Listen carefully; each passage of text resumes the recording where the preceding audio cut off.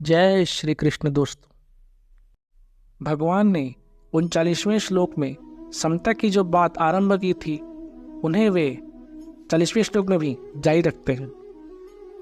नेहा विक्रम नाशोस्ति प्रत्यवायो न विद्यते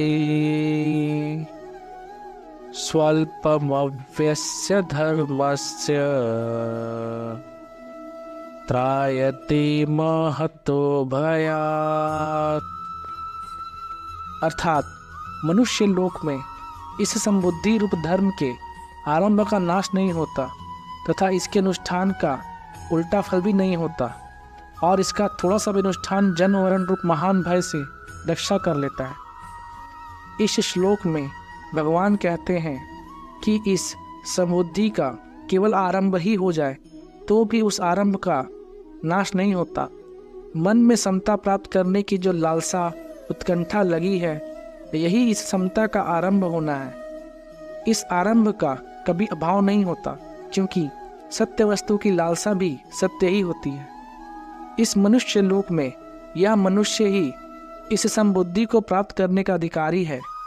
मनुष्य के सिवाय दूसरी सभी भोग योनियां हैं, अतः उन योनियों में विषमता अर्थात राग द्वेष का नाश करने का अवसर नहीं है, क्योंकि भोग राग द्वेष पूर्वक ही होते हैं। यदि राग द्वेष ना हो तो भोग होगा ही नहीं, प्रत्युत साधन ही होगा। सकाम भाव पूर्वक किए गए कर्मों में अगर मंत्रोच्चारण यज्ञ विधि आदि में कोई कमी रह जाए तो उसका उल्टा फल हो जाता है। जैसे कोई पुत्र प्राप्ति के लिए पुत्रेष्टि यज्ञ करता है तो उसमें विधि की त्रुटि हो जाने से पुत्र का होना तो दूर रहा, घर में किसी की मृत्यु हो जाती है, अथवा विधि की कमी रहने से इसका उल्टा फल भी हो जाता है, तो भी पुत्र पूर्ण अंगों के साथ नहीं जन्मता। परंतु जो मनुष्य इस संबुद्धि को अपने अनुष्ठान में लाने का प्रयत्न करता है, उसके प्रयत्न का अनुष्ठान का कभी भी उल्टा फल नहीं होता, कारण कि उसके अनुष्ठान में फल की इच्छा नहीं होती।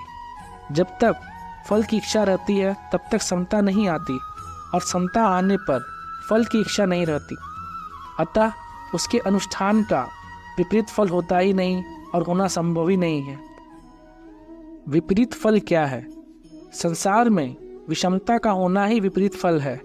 सांसारिक किसी कार्य में राग होना और किसी कार्य में द्वेष होना ही विषमता है, और इसी विषमता से जन्म मरण रूप बंधन होता है। परंतु मनुष्य में जब समता आती है तब राग द्वेष नहीं रहते, और राग द्वेष के न रहने से विषमता नहीं रहती, तो फिर इसका विपरीत फल होने का कोई कारण ही नहीं होता। इस समबुद्धि रूप धर्म का थोड़ा सा भी अनुष्ठान हो जाए, थोड़ी सी भी समता जीवन में और आचरण में आ जाए, तो यह जन्म मरण रूप महान भय से रक्षा कर लेता है। जैसे सकाम कर्म फल देकर नष्ट हो जाता है, ऐसे यह समता धन संपत्ति आदि कोई फल देकर नष्ट नहीं होता, अर्थात इसका फल नाशवान धन संपत्ति आदि की प्राप्ति नहीं होता।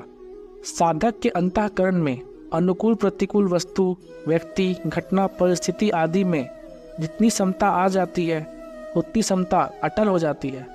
इस समता का किसी भी काल में नाश नहीं हो सकता। जैसे योग भ्रष्ट की साधन अवस्था में जितनी समता आ जाती है, जितनी साधन सामग्री हो जाती है, उसका स्वर्ग आदि ऊंचे लोकों में बहुत वर्षों तक सुख भोगने पर अब मृत्यु लोक में श्रीमानों के घर भोग भोगने पर भी नाश नहीं होता।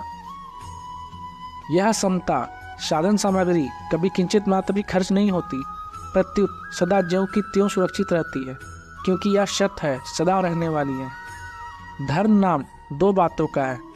पहला दान करना, प्याऊ लगाना, अन्न क्षेत्र खोलना आदि परोपकार के कार्य करना, और दूसरा वर्ण आश्रम के अनुसार शास्त्र विहित अपने कर्तव्य कर्म का तत्परता से पालन करना। इन धर्मों का निष्काम भाव पूर्वक पालन करने से समतारूप धर्म स्वतः आ जाता है, क्योंकि यह समतारूप धर्म स्वयं का धर्म अर्थात स्वरूप है। इसी बात को लेकर यहाँ समबुद्धि को धर्म कहा गया है। जय श्री कृष्ण।